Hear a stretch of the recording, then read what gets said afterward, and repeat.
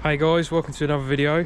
Bit of a different one this time. So we've got some big news. We've got a unit at last.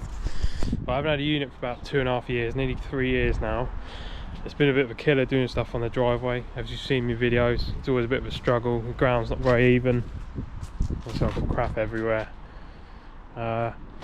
So yeah, we are going to be going into a unit. So that's in the next couple of weeks. So there'll be a reveal video once I'm in there and show you the process of that. I'm also going to be taking my business there as well. So I might start to show you some of the daily bits and pieces that I get up to with running my business. So for those who might be interested, keep an eye out for that.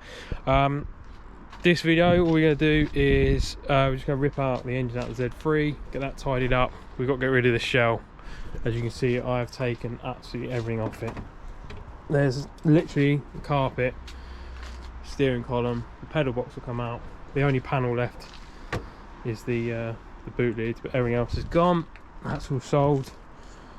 Still got the wheels there, and the engine's still available, but everything else is sold. So yeah, just going to rip that out, and then yeah, make some space for some other stuff. We're just trying to get everything tied up really before I go into this unit. Well, it's been a bit of a mad busy week. I didn't actually film. One thing I said in the last video with the Z3 was I'd rip the cats off the Z3 exhaust, because this is a 2.8, and I needed them for the coupe exhaust because the cats and that were blown through. I haven't got any videos of me doing it. I just was busy cracking on, to be honest, but I'll put a picture up. You can see what they look like. So yeah, that's sorted. I've also been busy. We've got track day tomorrow, so I've been doing some prep on the touring. This was the midsection that was on the touring, and I thought it was popping and banging, and it's split all the way around. So obviously that's a custom exhaust. That's had, well, I used it for about 4 years, not a huge amount of miles, but a lot of track days and hard driving. But I don't know when this was made. This could be 10 years old, this exhaust. But yeah, it's split there. The exhaust hangers on the back of my car are a bit tired, so it could just be that the exhaust has sagged and maybe that's fatigued it. But yeah, I knew it was blowing, but I didn't realise it was like literally split from there all the way around to like there. So that needs a repair. Obviously that's a decat. I'm going up to Thruxton on Friday. It looks like it's a washout, but whatever, we'll still have fun. But my exhaust is like 98 decibel with a decat, no resonator, and just a stainless back box, which is too loud for Thruxton. So we ripped this off, and temporarily what I've done is I've taken the exhaust which was off that, which has got cats and resonators, welded in the cats from this because they were good condition, scrapped the cats from that which were blown through and crap, and now it's back on the car. So I'll show you a video in a minute of what that sounds like. It's not made it massively quieter, but it sounds a lot nicer inside, a lot smoother, a lot less raspy, and hopefully it's now less than 90 decibels, so I can get on at Thruxton. But I won't know until tomorrow morning at noise testing. But yeah, hopefully it's just under. If it's not, I won't be able to go out on track, so that'd be a bit of a bummer.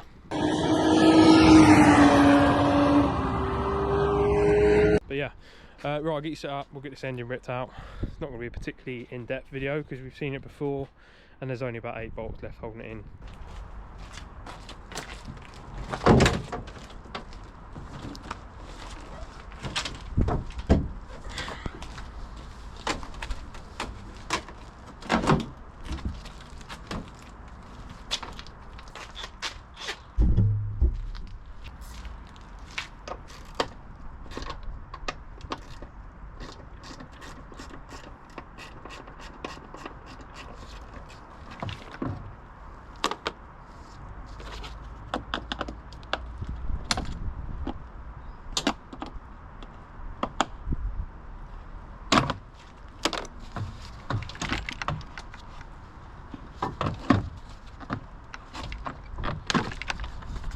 Airbox off.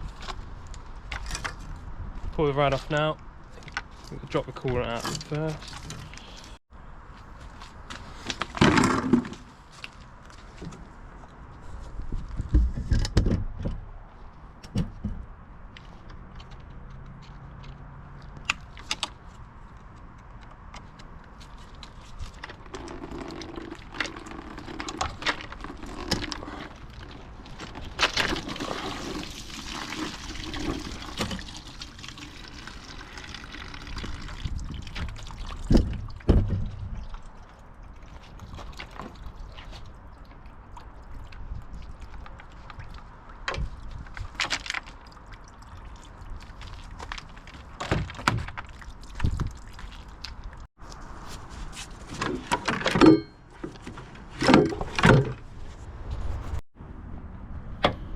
one bolt on the chassis here, just there.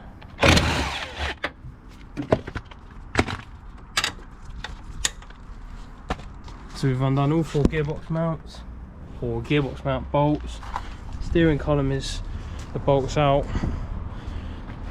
Usually when we drop it down it should just open up. So we've got the engine earth off, cooling system's pulled off. There was only water in the cooling system, so it's quite easy. So I just disconnected the reservoir up there. Took the airbox off, that's gone. On the Z3 the steering cooler is up in the front of the, behind the bumper, so massive thing. But yeah, we'll just leave that hooked over there. So literally all we've got to do now, just undo these 4 bolts either side, and she should pretty much drop out the hole in the bottom without too much drama.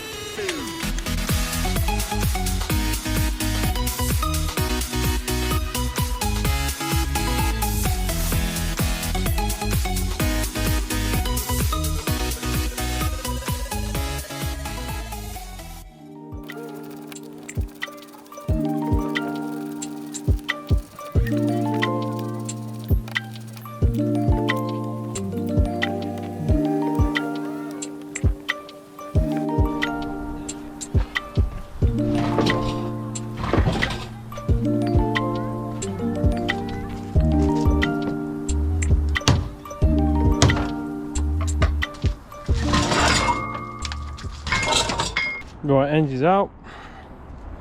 Just a couple of odds and ends to whip off. First things first, the gearbox slave.